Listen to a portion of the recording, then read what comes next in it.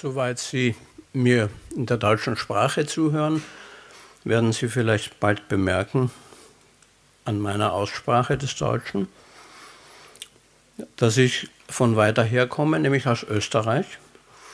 Und wir hatten in Österreich gestern einen guten Tag. Die Wahl des Kandidaten der Demokraten, wie ich persönlich sage, gegenüber dem Kandidaten der Herausforderer der Demokratie, hat eine gewisse Erleichterung bei uns Österreichern hervorgerufen, hat außerdem sogar Erleichterung, wenn man den Nachrichten glauben kann, in ganz Europa, oder jedenfalls in Westeuropa hervorgerufen, nicht zuletzt in der Hauptstadt Brüssel. Also, ich bin der Meinung, man sollte das nicht übertreiben. Ich glaube, dass der Angriff der Austropopulisten zwar erfolgreich abgeschlagen wurde, aber die Unruhe, die das politische Leben in Österreich kennzeichnet, genauso wie im Rest von Europa, diese Unruhe hält an. Das Gefühl, wir befinden uns in einer Gesellschaft des Übergangs in eine andere politische Formation, ist nicht beseitigt. Sie kennen natürlich das Vorspiel zu der Unruhe und es ist auch so, dass einiges von Professor Barbarowski ja schon sehr eindrücklich beschrieben worden ist. Die Problemgeschichte ist ja überall vergleichbar. Die politisch aktiven Kräfte in Staat und Gesellschaft unterschätzen die Anfänge einer Fehlentwicklung. Sie ignorieren das Anwachsen von Problemdimensionen, wie in der Wirtschaftsentwicklung und wie das bei der Flüchtlingsbewegung der Fall war. Sie machen alte, lange ignorierte Fehler immer weiter. Zum Beispiel in der inneren Organisationsstruktur der alten Parteien ändert sich praktisch nichts. Sie vertreten vor allem die eigenen traditionellen Positionen und Interessen. Das haben wir verfolgt bei der Bankenkrise und das verfolgen wir überall da, wo Reformdefizite weitergeschleppt werden. Sie übersehen großflächige Fehlentwicklungen, die sie selbst gar nicht verschuldet haben. Ich denke jetzt an Brexit, an den Syrien-Konflikt, an den Terrorismus, und zwar einerseits islamistischer Prägung und andererseits der aus der Neonazi-Szene kommt. Sie unterschätzen die Bedeutung von Problemen und so gerät schließlich manche Entwicklung außer Kontrolle. Aus der Vorgeschichte zum Fall der Mauer und dem nachfolgenden Zerfall des sowjetischen Machtbereichs wissen wir, dass es eine Weile dauern kann, bis sich in Herrschaftssystemen, egal ob Demokratie, Autoritarismus oder Totalitarismus, etwas ändert. Auch die Haltbarkeitsdauer dieser Änderungen, wenn sie denn stattgefunden haben, ist unter Umständen leider auch kürzer als erwartet, wie uns der Weg der jungen Demokratien in Mittelosteuropa zeigt. Die entscheidende Balance von rechtsstaatlicher Macht- und Gewaltenteilung nach dem Muster der etablierten Demokratien des Westens einzuführen, zu pflegen und immer wieder nachzujustieren und zu halten, ist ziemlich schwierig. Um diese ständige Aufgabe durchzuhalten, muss man dieses komplizierte, filigrane System von Macht und ihrer Kontrolle auch wollen. Die sogenannten Halbdemokratien, so genannt von einigen Demokratieforschern und Politikwissenschaftlern, diese sogenannten Halbdemokratien aus dem Bereich aus dem einstigen Einflussbereich der Sowjetunion haben damit ihre bekannten Schwierigkeiten. Der Populismus ist dort inzwischen offenkundig Regierungssache. Opposition ist abgehängt und abgedrängt in die Zivilgesellschaft. Ich beschäftige mich hier mit der Auseinandersetzung zwischen dem oppositionellen Rechtspopulismus und den kriselnden parlamentarischen Demokratien im politisch-kulturellen System des Westens. In Europa ist die demokratiepolitische Auseinandersetzung zwischen den etablierten Strukturen und außerparlamentarischen oppositionellen Strömungen in der, wenn ich das jetzt mal so sagen darf, ungelenkten Gesellschaft noch relativ jung. Immerhin war aber nicht zuletzt die Geschichte der Arbeiterbewegung in den Zeiten der Industrialisierung Mittel- und Nordeuropas stark von Tendenzen geprägt, die man damals zwar nicht populistisch genannt hatte, die aber viele dieser Merkmale trugen. Die Gewerkschaften spielten als Agent oppositioneller Forderungen aber dann lange Zeit eine größere Rolle, vor allem im Unterschied zu den Vereinigten Staaten von Amerika. Gestatten Sie mir einen kleinen Exkurs. In den USA wurde die politische Bewegung der Landarbeiter im Westen und im Süden des Kontinents schon früh ausdrücklich als populistisch definiert. Einige der auf dem ganzen Kontinent im politischen Milieu bekannten Führer der Populists sind Teil der Demokratiegeschichte Amerikas. Dazu gehört nicht zuletzt der mehrfache Gouverneur des Südstaates Louisiana, Huey Long, ein von links kommender Rebell mit großer rhetorischer Reichweite, der gegen die Eliten kämpfte zunächst und zugleich bekennender weißer Rassist war. Long war schließlich auch Senator in Washington geworden, wuchs in den 1930er Jahren auf der Basis des Elends der Great Depression heran zu einer Art rechtspopulistischen Herausforderer von Franklin Delano Roosevelt, der ihn schließlich für seinen gefährlichsten politischen Gegner hielt. Ende der 1930er Jahre allerdings wurde Long, der sich auch persönlich viele Feinde gemacht hatte, erschossen, was in Amerika ja gelegentlich vorkommt. Zurück aber zur aktuellen Unruhe in unseren Demokratien.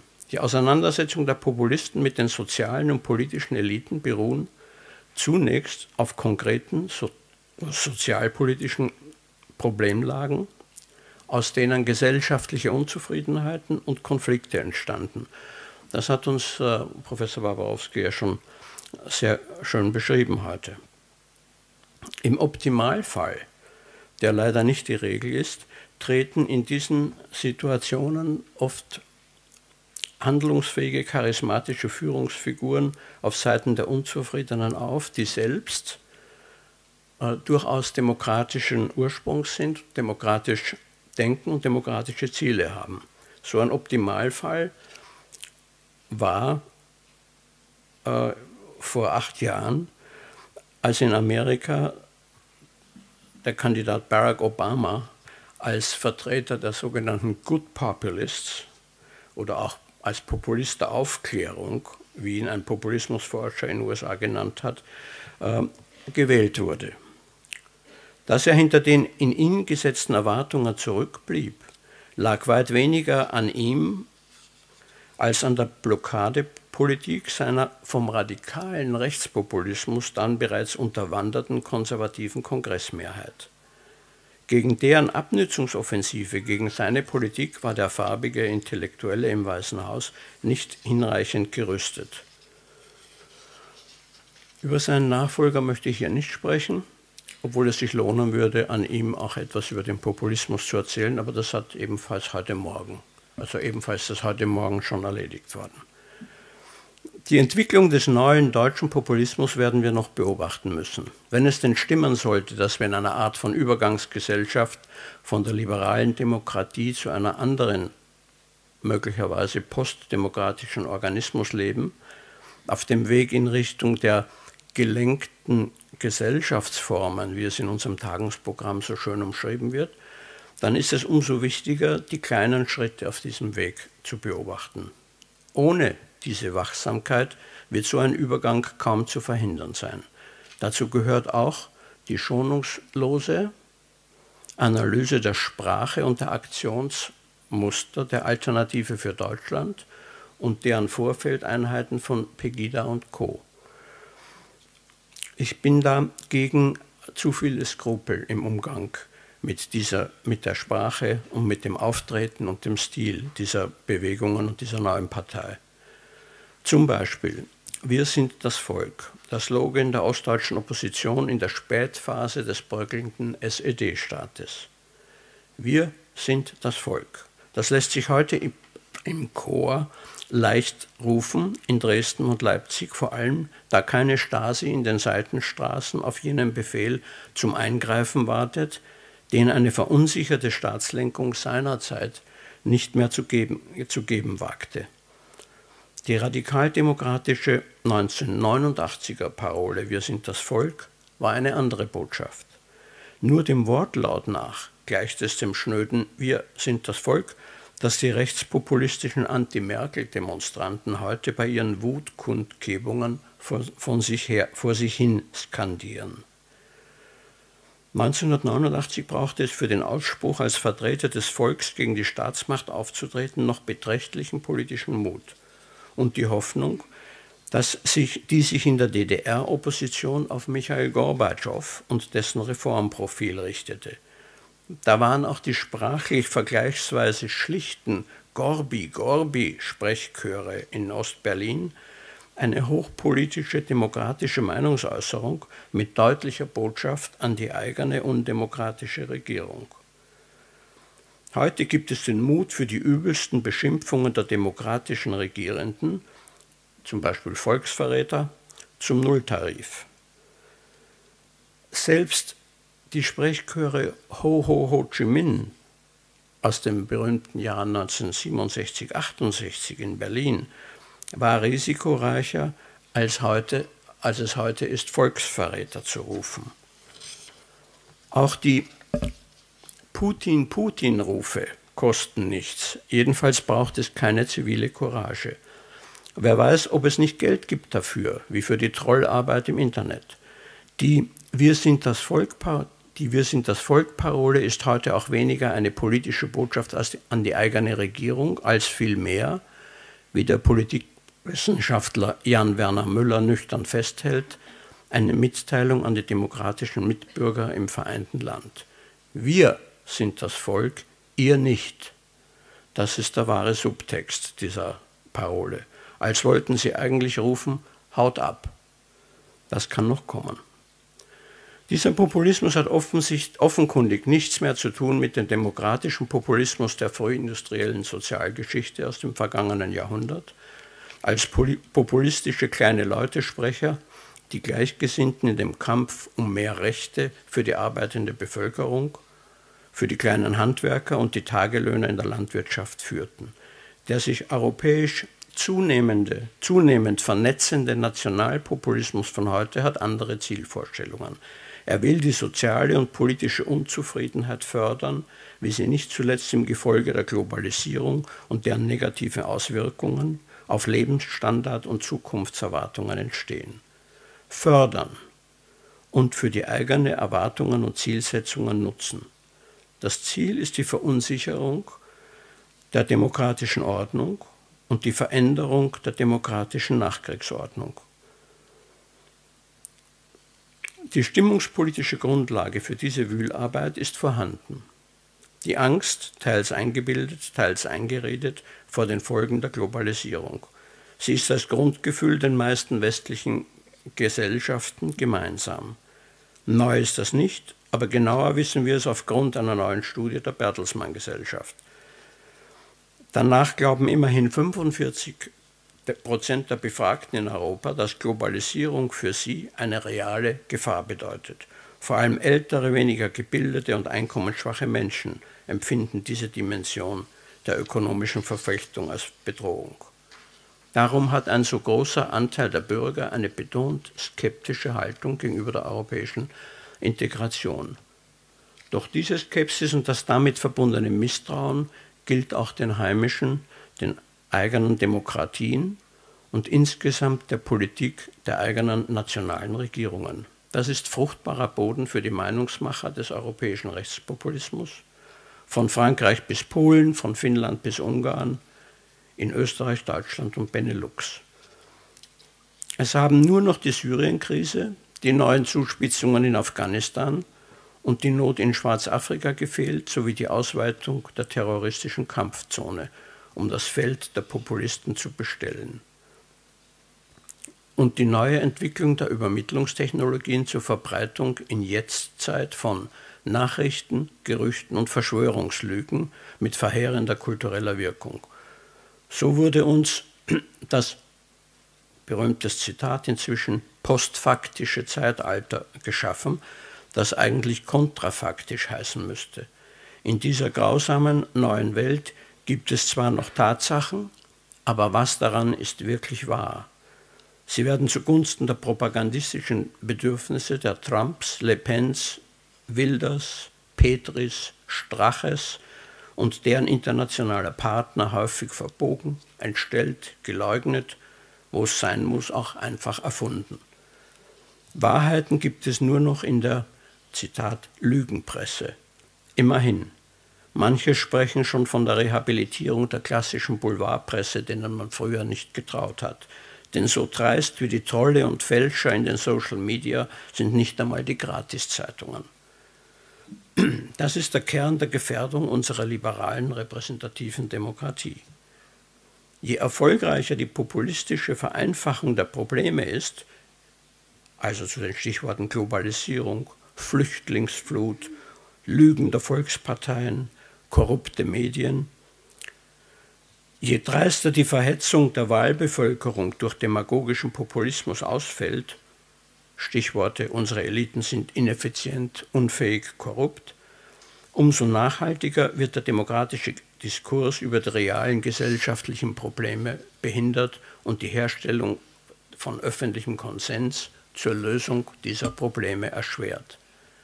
Die Folgen liegen auf der Hand. Jedes ungelöste öffentliche Problem dient in der politischen Auseinandersetzung als Beweis für die Ineffizienz der Demokratie und die Inkompetenz der Demokraten. Die politische Streitfähigkeit verarmt, unsere politische Kultur erweist sich als störungsanfällig. Ihr Ansehen und ihre Akzeptanz in der Bevölkerung sinken. Der Ruf nach einfachen Lösungsvorschlägen wird lauter, nach klarer Führung, harter Hand und entschlossener Beseitigung demokratischer Hindernisse.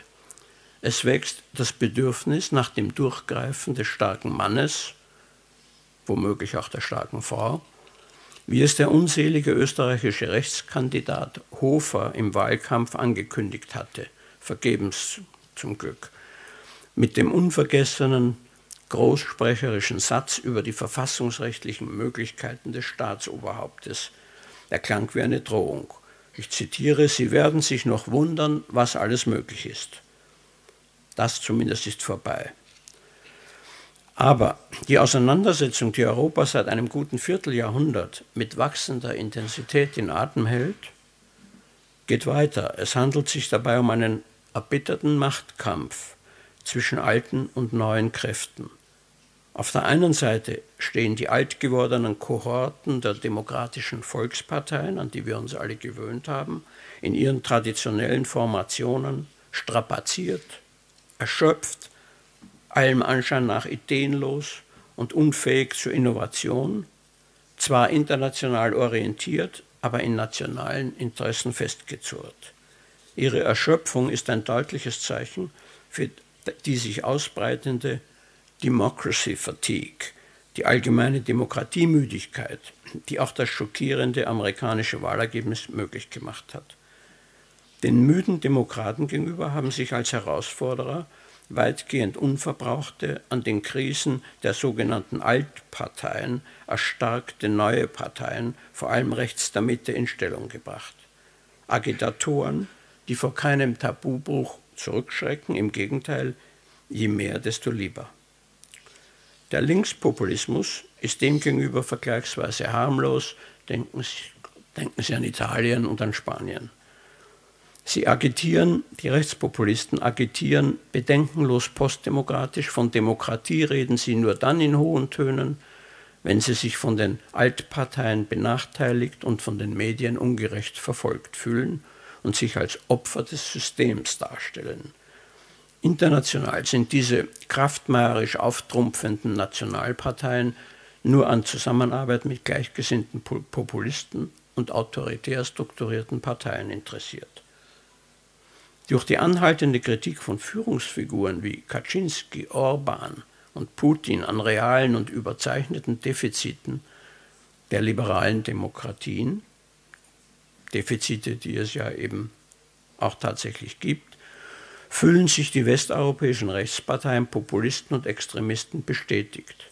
Es verstärkt die eigene Bereitschaft zu radikaler Demokratiekritik und könnte darüber hinaus beitragen zum ideologischen Brückenschlag zwischen einem reduzierten Resteuropa und dem immer wieder propagierten eurasischen Konzept aus Moskauer Denkstuben. Darüber wird in dieser Tagung ja sicher noch gesprochen werden. Machen wir uns nichts vor, bei aller Erleichterung über den Ausgang der österreichischen Präsidentenwahlen entschieden ist das Ringen zwischen dem demokratischen Parteienkonkurrenzmodell und den Regierungsgeheimdienst- oder Parteikader gesteuerten Lenkungsmodellen in Europa nicht. Die schwache Performance der Demokraten mit ihrer Entscheidungsschwäche und ihrer personellen Auszehrung verheißt keinen baldigen Wiederaufstieg. Was tun? Das ist das Thema anderer Runden. Aber ich möchte den Gedanken hier hinterlassen, den ich bei Jürgen Habermas in den Blättern für deutsche und internationale Politik gefunden habe. Er empfiehlt den etablierten politischen Kräften, sich nicht ständig die von den neuen Rechten auf die Tagesordnung gesetzten Themen zu verbeißen. Fruchtloser Streit ist das in seinen Augen. Ein Streit, der nur die Rechten stark macht. Stattdessen, so Habermas, sollten die Demokratieparteien sich des klassischen Gegensatzes zwischen der im politischen und kulturellen Sinn liberalen Weltoffenheit und der ethnonationalen Globalisierungspolitik annehmen. Ein klassischer Konflikt, der ausgetragen werden muss und nicht verschwiegen werden kann. Produktive politische Polarisierung müsse sich wieder zwischen den etablierten Parteien um sachliche Streitfragen kristallisieren. Parteien, ich zitiere jetzt nochmal wörtlich, Parteien, die dem Rechtspopulismus Aufmerksamkeit statt Verachtung widmen, dürfen von der Zivilgesellschaft nicht erwarten, dass sie rechte Parolen und rechte Gewalt ächtet. Zunächst geht der Trend aber weiter in andere Richtung. Ich zweifle, dass er mit einem Ergebnis wie dem vom Sonntag in Österreich gewendet werden kann. Christoph Hofinger, einer der führenden Meinungsforscher in Österreich, beobachtet seit langem anhand seiner Daten den Schwund des Bürgervertrauens in die Demokratie. Ich zitiere Hofinger: Wir erleben den stärksten demokratischen Erosionsprozess seit den 30er Jahren des vorigen Jahrhunderts, sagte er vor einiger Zeit in einem Gespräch mit der Wiener Wochenzeitung Falter. Dem gelte es gegenzusteuern. Und woran macht sich dieser Prozess bemerkbar? Zum Abschluss Hofingers Werkstattbericht, auf das wir nicht übermütig werden. Ich zitiere: Im Jahr 2007 haben 71% der Österreicher die Aussage, wir brauchen einen starken Führer, der sich nicht um Parlament und Wahlen kümmern muss, strikt abgelehnt. 9 Jahre ist das her. Gibt es neue Zahlen? Hofinger, Zitat: Heute sind es nur noch 36%, die dieser Aussage ganz klar widersprechen. Das ist eine enorme Veränderung. Ende des Zitats. In der Tat, die Zahl der entschiedenen Vertreter demokratischer Spielregeln hat sich danach in 9 Jahren halbiert. Das lässt mich vermuten, dass wir am Sonntag nur eine Atempause hatten. Zeit für eine Ruhepause gibt es nicht. Es bleibt viel zu tun. Vielen Dank und entschuldigen Sie bitte, dass mich meine Stimme ein bisschen verlassen hat. So was passiert in dieser Jahreszeit. Kann jedem passieren. Danke. I am a professor at the University of Oslo, where I have been doing research into social media and politics for the last 6-7 years. I have been a project leader of an international comparative project where we have studied the use of social media in election campaigns in various countries. And what I will present for you today is a discussion about populism, of course, as it's our topic, I will discuss the good and bad stuff about populism, and I will discuss how it works in relation to social media. To what degree is social media helping populists and changing the relationship between politicians and voters? And I will, of course, also discuss to what degree this changes the very system of a democracy, because the media is, as I see it, a part of the heart of the democracy. We need a healthy media system in order to get our democracies going. But I will start off by talking about the concept of populism, because populism is a fairly vague concept. It's used for many different purposes, and it includes many different ideas, both left-wing populism and right-wing populism. And to a degree, it's an open concept that can be filled with different forms, different ideologies. But we all know what we're talking about when we talk about populism. But we might also be talking about a little bit of different stuff, because the concept of populism was different in the 1920s than compared to today. And it's also different depending on what country and what cultural and social context you are talking about. So the concept differs depending on different contexts and historical epochs. This is one definition of populism. Populism is a political program or a movement that champions the common person, usually by favorable contrasts with an elite. So this means that we here see a division between the common man on the one side, the ordinary people, it's us, the good ones, and the elite on the other side, the others, the bad ones, the ones that we are not really trusting. So it's a little bit of a black and white ideology if we talk about populism as an ideology. And the media is an arena where these two groups, the elites and the common people, get to know each other, get to learn about each other, get to read about each other. We read about celebrities, politicians, other elites in the media, and the elites, they also read the newspapers, and they also follow closely about what's going on in everyday life of common people. At least the populists do.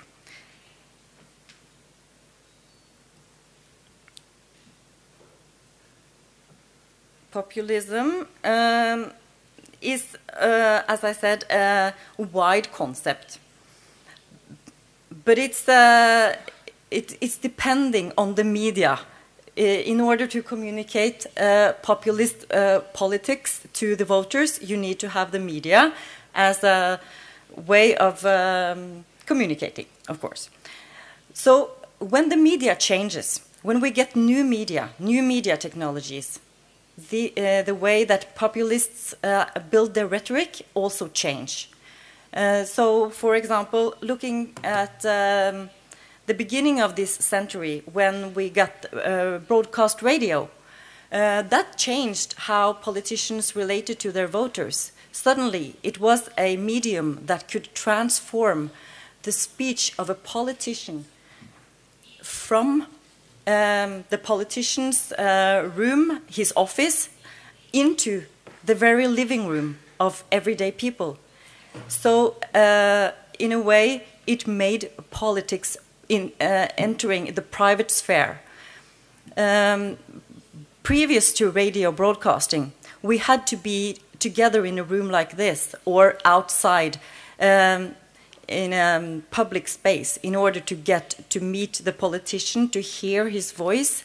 We needed to be physically present in the same place. With radio, that was no longer necessary.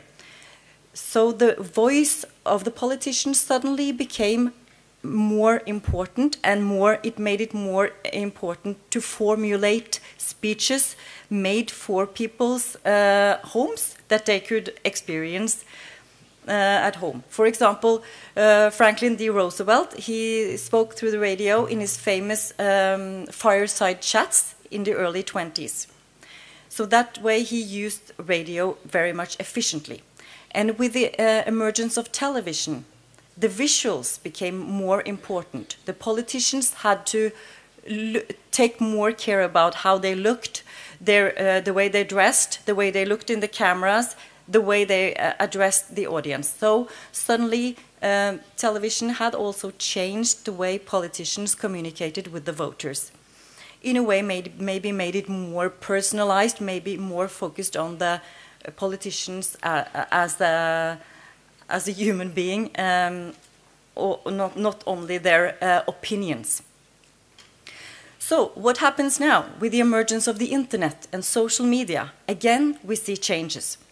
We see that, okay, the visual, it's still important, and television is still important, radio is still important, newspapers are still important, but social media is a new layer on top of all of that, and it works in tandem or in conjunction with all the established media.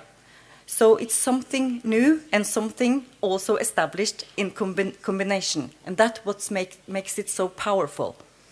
Because social media and the internet, it gives political communication a new dimension, and also in a way helps populists in communicating, because social media is a platform where it's more easy to communicate informal. It's typical compared to other forms of communication that it's very informal, everyday lifestyle, and also more personalized, even more personalized than we know from TV and radio. We know that the political parties, they have their own Facebook accounts and they have their own Twitter accounts, but what's really most popular is the personal accounts of the politicians. So institutions and political parties do not have the same appeal as ordinary faces or an individual politician. So it makes the personalization of politics even more in the forefront of politics. And also, we know that social media and the internet is changing communication because it makes it interactive. User-generated content is a part of the internet, it's a part of social media, while television and radio is, per definition, one-way communication. We have now an arena for two-way communication. So it's a new platform for populist politicians and also for ordinary voters to express themselves. We have now got a new arena where we get access to the media, and as we all know, there are certain things that works better on social media than other things. For politicians, social media represent a way to bypass traditional editorial processes, gatekeeping, other processes of the politician having to adapt to the formats chosen by the media.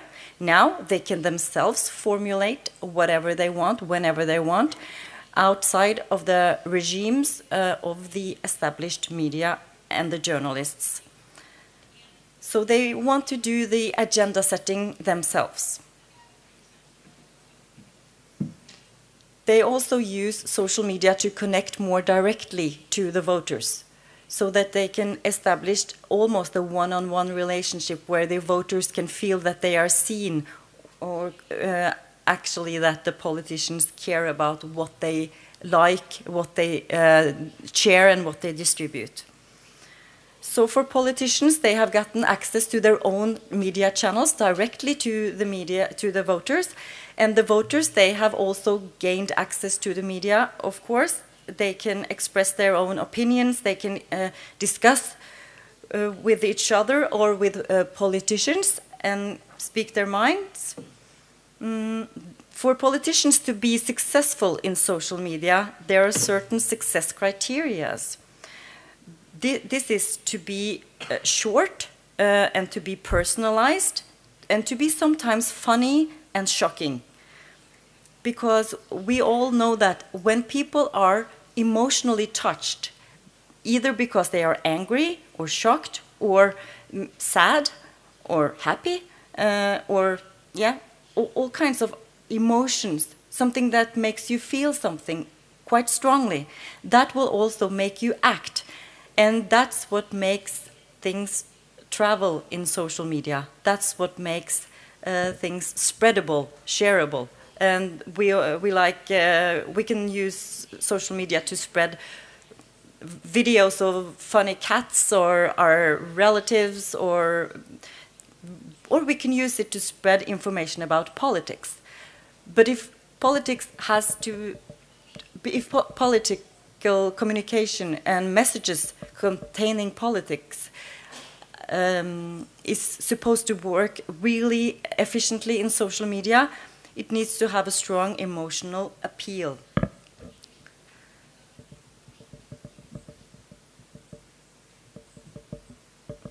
Politicians use social media, as I said, for various purposes.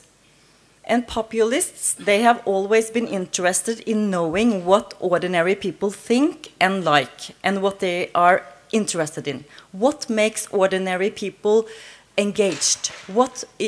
Where are their real struggles, and also where are their triggering points? When are ordinary people triggered to be angry, sad, and to act and to vote?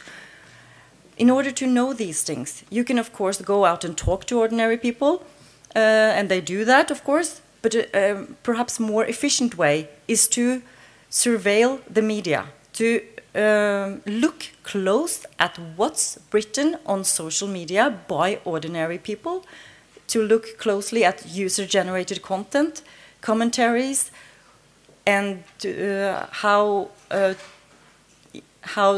certain topics suddenly are trending on Twitter. So populists have always looked at popular media. They have been interested in looking at letters to the editor and stuff like that, which is a reflection of the man in the street who wants to express his or her opinion, while and therefore also understand some of the temperature among the voter. So this is also can be an important weapon or a tool for the populists to be able to know and to monitor what are the interests of the ordinary people. And we all know that now public opinion is harder and harder to measure through traditional methods like calling people's houses. It's not that trustworthy anymore because people have mobile phones and because people live differently. So to look into social media, it can be sometimes a better way of understanding public opinion than traditional surveys, for example. One strategy that's often used in populist rhetoric is to attack elites. And in order to know what elites to attack, it is important to then feel what is on the rise of criticism among ordinary people. And to criticize the media, it's something that we have all done. We know that it's a hobby almost to criticize the established media and to say that they are wrong and that they misunderstand. And of course, they do sometimes. But for populists, this is also an important tool to draw a distinct line between the elites and the people and to choose the right elites to attack at the right time. Because there are different types of elites. We have political elites, economical elites, cultural elites, and of course the media is one of these elites. Because the media, they have a privileged position in society. They are able to write about things, to select stories, select what not to write about, and how to frame these stories. So yes, the media are powerful and they are an elite. So when Donald Trump uses his Twitter account to accuse the media of being untrustworthy, he knows what he's doing. This tweet: remember, don't believe sources said by the very dishonest media. If they don't name the sources don't exist. That's his statement. And the way he also uses Twitter with his own opinion is something that is worth discussing. But now in this tweet, he's attacking the media as an elite, calling them very dishonest. So he's drawing also a line between us and them. Another way of drawing a line in the populist rhetoric between us and them, the elites and the people, is to exclude others. Because while the attack on the elites is going like this in a horizontal line, there is another way of attacking others that's more vertical, where you attack other people who are not us, because they are from another place, geographically or culturally. In this tweet, Donald Trump wrote, "Refugees from Syria are now pouring into our great country. Who knows who they are? Some could be ISIS. Is our president insane?"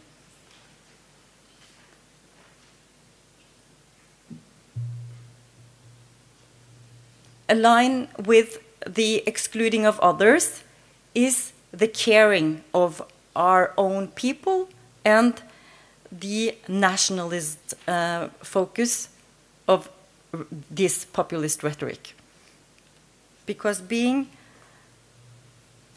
together against some strange others is a powerful tool also in the rhetoric of populism.